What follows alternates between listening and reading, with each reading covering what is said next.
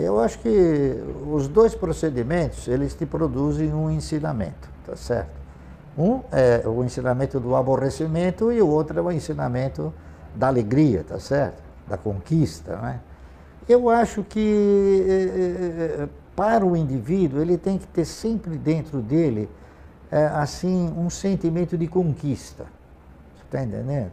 Eu já comprei ações, eu já perdi valores em ações. Isso aí não é falar que eu nunca perdi. Eu gostava de comprar ações de bancos pequenos. Então, por exemplo, eu tinha 10% de ações de um banco, que até a gente tinha dado um apelido para o banco, se chamava Banco da Bandeira, né? Mas na verdade ele chamava Banco do Progresso. Como na da bandeira está ordem e progresso, né? E eu tive ações de outros bancos também que eu perdi, tá certo? O Banco Nacional, o Banco Econômico, tá certo? O Banco do Progresso, alguns bancos que fecharam. Eu acabei perdendo exatamente pelo fato de ser parceiro. Porque corria boato, vai fechar, mas não sei o que. Eu falei, não, pô, não pode fechar. Um banco que nem esse não vai fechar. Aí fechou, tá certo? Essa aqui é a verdade. Então, o que acontece? Essas perdas, elas acabaram sendo o quê? Elas acabaram enriquecendo a minha cultura para, em outras ocasiões, eu respeitar o comentário e o boato do mercado, tá certo? Essa aqui é a verdade. Então, houveram perdas, não há dúvida nenhuma. Mas eu digo o seguinte, eu nunca perdi o que era meu. Eu perdi parte do que eu conquistei, que ainda não era meu. Era uma conquista que estava em processo. Por exemplo, eu perdi ações, minhas ações do Banco Econômico. Um belo dia eu li, o Banco Econômico estava mais ou menos 80, 85 centavos, por aí. Então eu li uma notícia do banco que ele estava chamando uma subscrição a 1,30, eu não me lembro se era 1,30, acho que era 1,30. Pô, eu cheguei e falei, porra, quem é que vai subscrever a 1,30? Né? Papel a 80 centavos? Esse cara é um brincalhão, ele vai diluir todo mundo, foi o que eu pensei, né? Em todo caso, eu sempre tive o hábito de ler as atas, né? E eu fiquei mais curioso ainda para ler a ata daquela assembleia. Porra, aí eu descobri o seguinte, na ata, você podia comprar as ações a 1,30, mas era para pagar, se não me falha a memória, em 10 parcelas. Porra, mas em 10 parcelas? O banco paga um dividendo, vai ficar de graça. Quem comprar isso aqui vai ficar de graça, né? Aí eu cheguei no banco e falei, olha, eu queria comprar umas ações. Eu não sou acionista, eu posso subscrever? O cara falou, quantas o senhor quiser. Eu falei, eu quero 5 milhões de ações. O cara ficou, né? Pô, 5 milhões? Mas eu tenho. Peguei e fiz a subscrição de 5 milhões de ações. E eu comprei 5 milhões de ações com o dividendo do banco. O banco me pagou o dividendo, eu pagava o banco me pagou o dividendo. Então, quer dizer, na verdade eu não perdi nada que era meu. Eu perdi o que eu conquistei. Você está entendendo? E muitas vezes eu recebi o dividendo do banco e comprava outros. Então, o que eu perdi foi uma parte daquilo que eu conquistei. Mas houveram perdas, não há dúvida nenhuma. Os obstáculos, você tem que brigar por eles, né? Brigar pelos princípios, brigar por tudo. Hoje, por exemplo, nós estamos brigando contra o fechamento do capital da Unipar, né? Nós brigamos por uma série de coisas, brigamos contra a emissão de ações da Ericsson, brigamos com uma série de fatores, por aquilo que a gente interpretava, a gente interpretava ter um determinado direito e a empresa, a CVM, achava que a gente não teria esse direito, né? Então hoje, por exemplo, nós queremos que a Unipar prossiga como de capital aberto, o controlador não quer. Então é um debate aí, não é uma guerra, mas é um debate onde você vai analisando, você vai se aprofundando numa análise, né? Eu diria o seguinte, hoje o controlador ele tem 26% do capital, tá certo? E os demais acionistas, eles têm o restante do capital, então eles têm 72%, 73%. Então, nós, unidos, representamos mais do que o controlador. O controlador, só com 26%, ele quer fechar o capital da empresa. Por que ele quer fechar o capital da empresa? Ele deve ter algum interesse muito grande sei lá, em produzir um ganho enorme sobre nós. Então, nós temos que nos defender e tentar evitar que ele tenha esse ganho. E, ao mesmo tempo, evitar que nós tenhamos uma perda. Certo? Então, nós estamos aí debatendo, etc. Eu acho que a educação financeira é um negócio que é fácil de você conceituar. Nunca gaste mais do que você ganha. Pronto, acabou. Isso é uma educação financeira. Você não precisa ir na faculdade para saber disso, né? Basta que você não faça, não proceda isso aí. Agora, para você não fazer isso, você tem que controlar seus egos, né? Você não precisa ficar comprando a prazo. Num determinado momento da história, eu vi uma propaganda interessantíssima, que o cidadão ele vai andando e vai uma prestação atrás dele, né? Daí a pouco você ensina. Daqui a pouco tem uma multidão atrás dele que é um monte de prestações.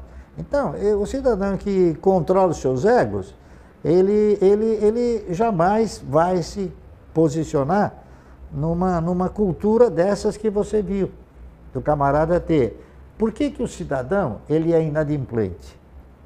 Porque ele não tem cultura suficiente para analisar que ele vai ficar inadimplente. Ele sabe que ele vai ficar inadimplente. Então ele o faz, por quê?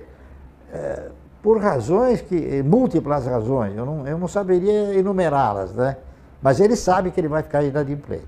Então, educação financeira, eu acho que tem o seu ponto aí, final aí. Nunca gaste mais do que você ganha. E nunca empenhe também o seu salário futuro, tá certo? De uma forma exorbitante. Você pode até empenhar dentro de um determinado padrão, desde que você tenha a segurança que você vai manter o seu emprego, não é isso? Ou o seu resultado, ou o seu ganho. Agora, o que falta no país é cultura de investimento. É saber onde você está colocando o seu dinheiro e para que ele vai se prestar. Então, falta esta cultura que o americano tem, o holandês tem, todos eles têm. E, lamentavelmente, nós não temos. Por quê? Porque não se introduziu uma estrutura pedagógica para que o cidadão pudesse falar, não, ações é melhor do que poupança. Tá?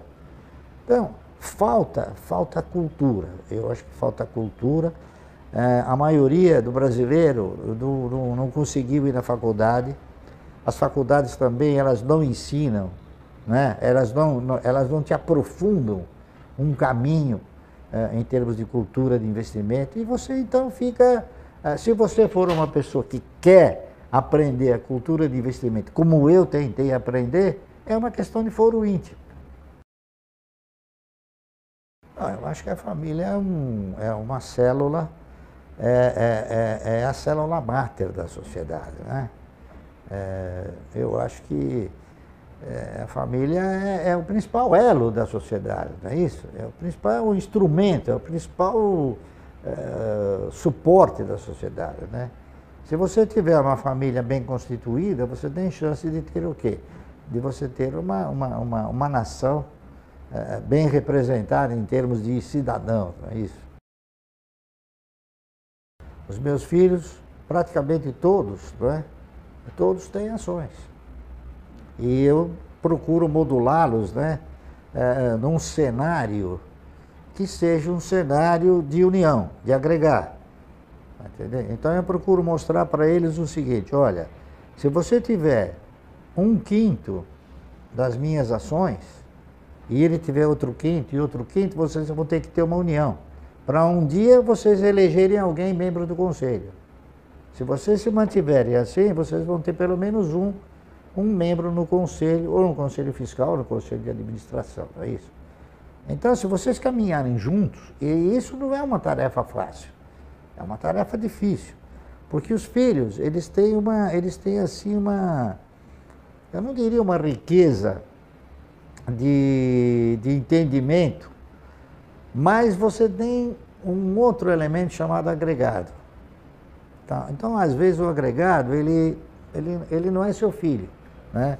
Então ele vive, não, poxa, você podia falar com seu pai para dar isso, para dar aquilo, para dar o outro. Então, eles não tiveram a mesma cultura que eu, você entende? E é difícil de você passar essa cultura. A realidade é essa. Tá entendendo? Já, por quê? Porque é outra geração, é uma geração que se acostumou a não conquistar, se acostumou a receber. Tá entendendo? Então, eu sempre digo o seguinte, dificilmente alguém consegue mostrar valores se ele não tiver valores, entendeu? Você precisa primeiro adquirir valores para poder oferecer valores. Então, eu vejo às vezes minha filha, né? Ela tem 22 anos, ela tem uma mentalidade completamente diferente da minha, tá entendendo? Eu, muitas vezes, né? Eu gosto de tudo que você possa imaginar, eu acho que de tudo aquilo que você gosta, eu também gosto. Tá entendendo? Só que eu controlo meus egos, eu não perco tempo, eu não vou perder tempo, eu não vou ver se... eu não sou contra também. Por exemplo, minha filha de vez em quando vai no show caipira, né? E depois ela se arrepende. Né? Falei, bom, eu já sabia que eu ia me arrepender, para que eu fui? Né? Ela foi há pouco tempo atrás no Jockey Club, ela falou, pai, nunca mais eu vou lá. Eu falei para você, se você for, lá só tem cavalo, tem cocô de cavalo, né, espalhada por todo lado, você vai lá pisar no cavalo. Ah, pai, o senhor é pessimista, o senhor... Tá entendendo? Ainda é uma questão de cultura, né? Você enriquece o teu patrimônio cultural através do quê? Através, né? Se você for pegar pessoas que são pensadores, né? Eles também não iam a shows, eles ficavam escrevendo, ficavam lendo. Então, cada um tem uma natureza, né? Na razão direta que você não precisa conquistar, você extrapola mais e você não domina seus egos. Seus egos passam a te dominar, tá certo? Tudo eu procuro identificar primeiro, né? Depois analisar. Então, eu já li bastante, né, sobre, por exemplo, a religião católica. Tem muita coisa na religião católica que é fantasia. Eu interpreto assim, né? Mas os fiéis, por isso que eles são fiéis. Não que eu seja infiel, não. Eu simplesmente tenho coisas que eu não acredito, né? Tá certo? Por exemplo, eu não acredito em estátua, tá certo? A estátua de um santo é uma estátua que alguém canonizou porque tem interesses econômicos, não é isso? Essa aqui é a realidade. Então, se você for para o espiritismo, ele diz que que existem milhões de almas, né? Então, eu não sei, eu não acredito nisso, tá entendendo? Então, eu acredito no seguinte, eu acredito na fé dos vikings, né? Dos bárbaros. Eles acreditavam em tudo aquilo que o homem não pode fazer. Então, para eles, o sol, a lua, o vento, o mar, eram coisas que alguém de muita capacidade conseguiu fazer e não o homem, tá certo? Então, eles acreditam, e eu também acredito nisso, tá certo? Então, eu acredito que há um poder, eu acredito que haja um poder que criou tudo isso, só que eu não sei quem é, tá entendendo? Mas eu acredito nesse poder. Olha, eu de vez em quando, não querendo criticar absolutamente, mas de vez em quando eu costumo assistir o jornal da noite da Globo. E de vez em quando eu vejo uma moça lá fazer umas recomendações, Deus do céu. Quer dizer, são coisas que, parece que acho que o banqueiro falou para ela, tá? Fala isso, tá entendendo? São coisas ridículas, né? Eu acho que o cidadão ele tem que se empenhar de alguma maneira, porque ganhar é uma questão de conquista. Você ganha uma guerra, ou você ganha alguma coisa, ganhar dinheiro também é uma questão de conquista, tá certo? Então, se você for fazer uma análise muito profunda, né? Você vai concluir o seguinte, o que eu já concluí. Posso estar errado, mas eu concluí isso. O advogado, ele vai estudar direito para trabalhar de graça? Não. Ele vai estudar direito para poder usar a profissão dele e ganhar dinheiro. O médico é a mesma coisa, o engenheiro é a mesma coisa. Então, todos nós temos um objetivo. Não é o objetivo solidário, humanista, não. Ninguém tem. Se você não pagar teu plano de saúde, o cara não te atende. Tá certo? Ele deveria te atender, porque ele é médico, ele jurou por Deus lá, por não sei quem, que ele tinha que fazer essa obrigação. Mas não faz. Entendeu? Então eu acho que todas as profissões, elas têm o quê? Elas têm no seu âmago a questão da conquista, tá certo? Ninguém estuda nada se não for para ter o quê? Um objetivo de resultado. E no mercado de ações também é assim, tá entendendo? Só que no mercado de ações é muito mais simples, é muito mais tranquilo. Você não precisa ir na faculdade, né? Basta você consultar um bom profissional, pronto, acabou. Você está feito. O Brasil é um país pródigo em crises, não é? Isso em razão do quê? Em razão da mediocridade dos nossos dirigentes. Os nossos dirigentes, eles são especialistas em gerar crises. Vou te dar um exemplo. Sim, em setembro de 2012, a Dilma montou uma medida provisória, pretendendo, com aquela medida provisória, reduzir o custo da energia elétrica por decreto. Isso é ridículo. Mas ela gerou uma crise fantástica no setor de energia elétrica, né? Eu não sei por que ela fez isso. Ela deve ter tido alguém que falou para ela, não, faça isso que isso aí é bom.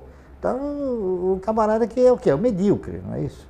É um cara medíocre, um cara que não é um gestor, tá certo? É um camarada que ele vê as coisas de uma maneira que não é a mais real, a mais positiva. Ele vê de uma maneira fantasiosa, não é isso?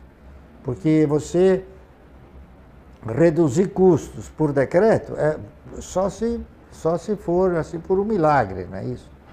Você tem que ter o quê? Você tem que ter um procedimento, planilhas, enfim, né?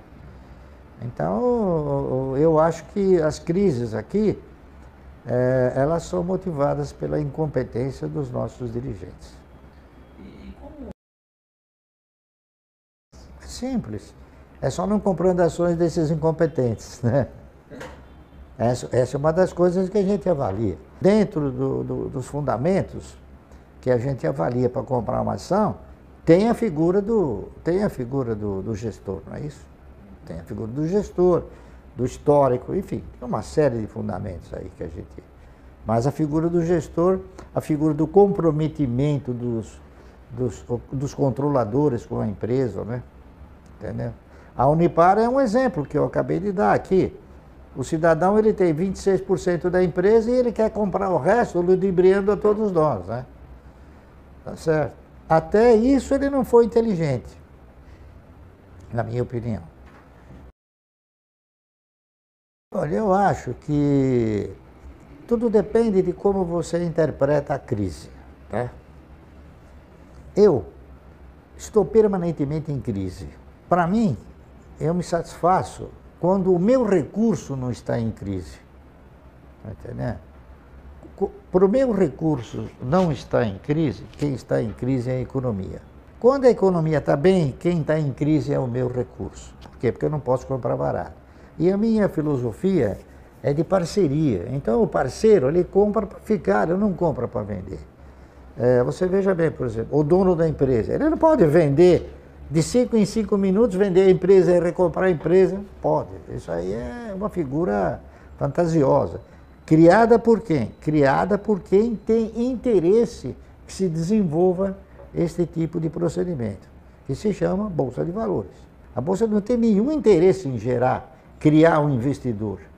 Nenhum. Por quê? Porque o investidor, ele gera pouquíssimos emolumentos. Lamentavelmente, eu acho que nós devíamos brigar para que nós tivéssemos um mercado mais latente, um mercado mais atuante, não é isso? um mercado que produzisse oportunidade para os investidores, né, adquirirem ações e se sentissem seguros de comprar essas ações. Parte dessa segurança deveria partir das autoridades. CVM, por exemplo. A CVM é uma instituição que quem manda na CVM é a Bolsa. Lamentavelmente, vários ex-diretores da Bolsa já foram presidente da CVM. A última, se não me engano, foi no hotel de Maria Helena, tá certo? Então, na verdade, a CVM faz o que a Bolsa manda, entendeu? Então, a CVM deveria se preocupar com o seguinte: por que a Bolsa aumentou vigorosamente os emolumentos para comprar ações? Por que custa tão caro se manter uma ação como empresa de capital aberto? Por quê? Porque a Bolsa cobra emolumentos pesados, tá certo? Por que não se oferece a segurança necessária para o investidor? Ou seja, por que ele não tem automaticamente um tag along? Por que a ação do controlador vale mais do que a ação do investidor? Então, todos esses fatores, né? Eu acho que quem abre o capital aqui no país, geralmente não abre o capital por convicção, ele abre por obrigação. Ele vai pedir um empréstimo no BNDES, o BNDES fala: eu te empresto se você for de capital aberto. Então ele abre o capital não por convicção, tá certo? Então muitas coisas acontecem assim. Então a segurança de você comprar ações e se sentir seguro, e outra coisa, de penalizar aquele que abriu o capital, o empresário que abriu o capital, interpretando que o acionista é um papel higiênico, ou seja, ele usa quando precisa. Não precisou mais, ele não usa mais o cara. Então tem muitas empresas que fizeram isso, né? Então o cidadão foi se sentindo o quê? Foi se sentindo retraído, foi se sentindo desprotegido, na minha opinião.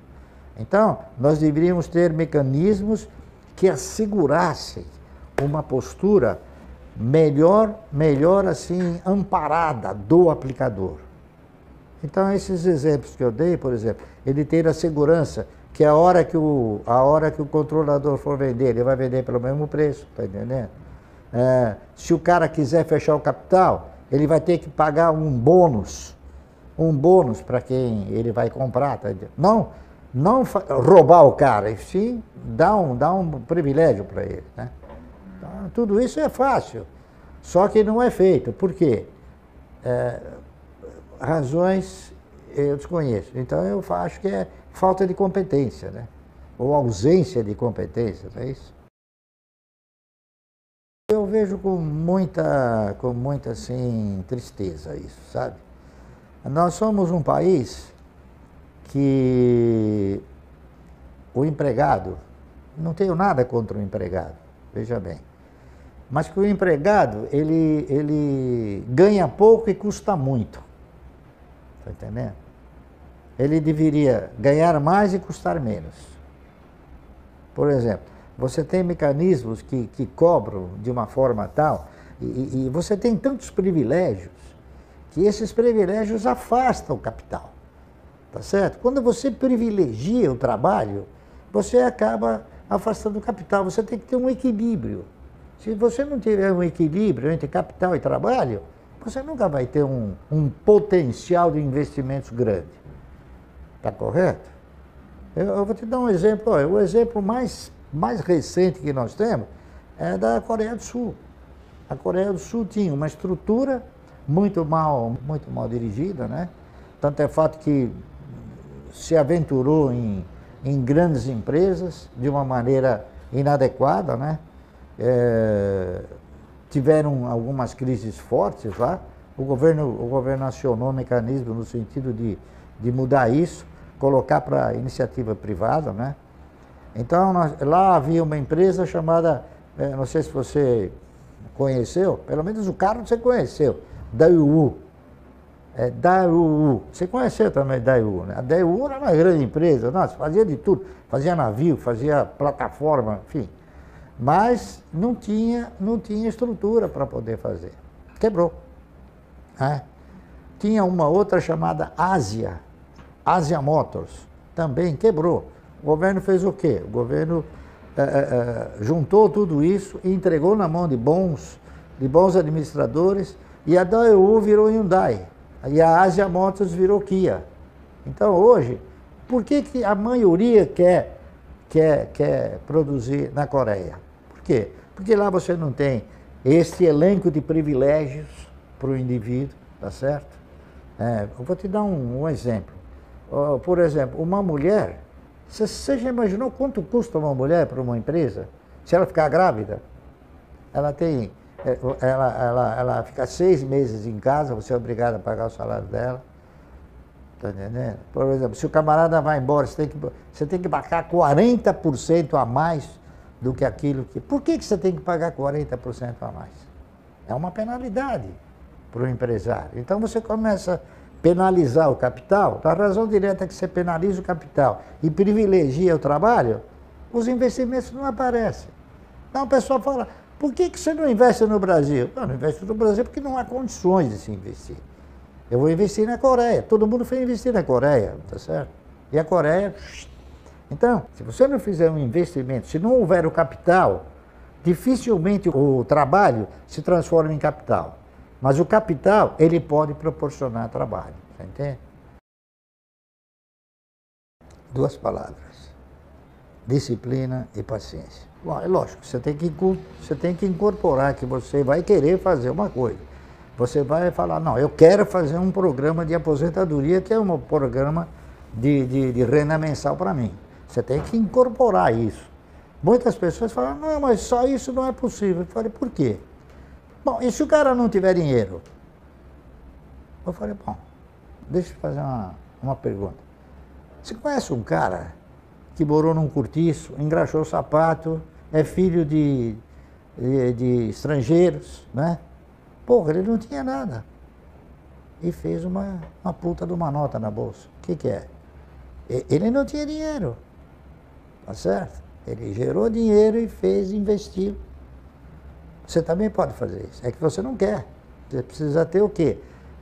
Convicção, você precisa incorporar a filosofia de que você quer fazer aquilo, tá certo? E aí você vai gerenciando esse programa. Através do quê? Eu fui fazendo através de metas, né? Eu queria ter uma quantidade de ações que ia me gerar uma renda mensal. Então eu consegui aquilo e falei, pô, mas eu preciso ter mais, então eu preciso ter mais. Então fui tendo mais. E progressivamente a minha renda mensal foi aumentando, tá certo? Então, na verdade, o que eu sempre desejei ter foi uma renda mensal melhor, né? E isso me impulsionou a ter o quê? A ter o mesmo princípio, não é isso? O mesmo princípio de sempre. Se esta quantidade de ações me rendeu esta renda mensal, esta quantidade vai me render uma renda melhor. É uma questão de cultura só, né? Cultura de você ter o quê? Disciplina e paciência. Eu falo para os meus filhos, vocês têm que incorporar um quesito na vossa formação. O que é, pai? Conquistar. Vocês precisam conquistar. Ao invés... Tanto é fato que uma vez eu cheguei para a minha filha mais velha, ela chegou para mim e falou assim, pai, eu tenho um projeto aí, muito bem, o que é? Não, é que eu tenho que pagar, tudo bem. Bom, ela veio com 10 vezes o projeto que tinha que pagar. Uma vez eu falei, senta aí, Ieda, quando é que você vai me apresentar um projeto que você vai ganhar? Você só me apresenta projetos de custos, de gastos, né? Pô, você não tem nenhum projeto. Ela deixou de me apresentar projetos. Tá entendendo? Aí ela foi trabalhar, etc, né? Enfim, mas às vezes você tem que debater com os seus sucessores, né? Para que eles conquistem. Eles têm que ter uma dignidade de conquistar. Porque eu acho que você se sente mais realizado conquistando do que ganhando. Ganhar é fácil, né? Agora, você precisa ver aquele que te deu o que ele precisou para poder te dar, né? Tem um exemplo aí que é verdade, dizem que é verdade, é um conto, eu não vi, não participei, mas eu acho que deve ser verdade. O Rockefeller, o pai, né? Isso já faz uns 15, 20 anos que me falaram. Ele foi comemorar um aniversário de 80 anos, se não me falha a memória, e o filho preparou uma recepção para ele num clube, né? Num clube assim, velado, que ele ia. Então ele preparou aquela recepção, foi tudo bem, cantaram lá parabéns. E o pai, num determinado momento, que ele já era de idade, ele falou, bom, vou sair, vocês ficam aí na festa, né? Aí ele chamou o camarada e falou, traga o meu carro, né? Quando o cidadão trouxe o carro, ele pegou uma nota de $5 e deu para o cara, né? O cara pegou a nota, olhou para a nota, olhou para ele, né? Como querendo dizer, porra, só isso? Aí o camarada falou, me diga uma coisa, o que houve? Você não aceita os $5? E o cidadão falou, não, é que o seu filho vem todo dia aqui, todo dia que ele vem, ele me dá $100. Aí ele falou, mas sabe o que acontece? É porque meu filho tem um pai rico e eu não tenho. Entendeu?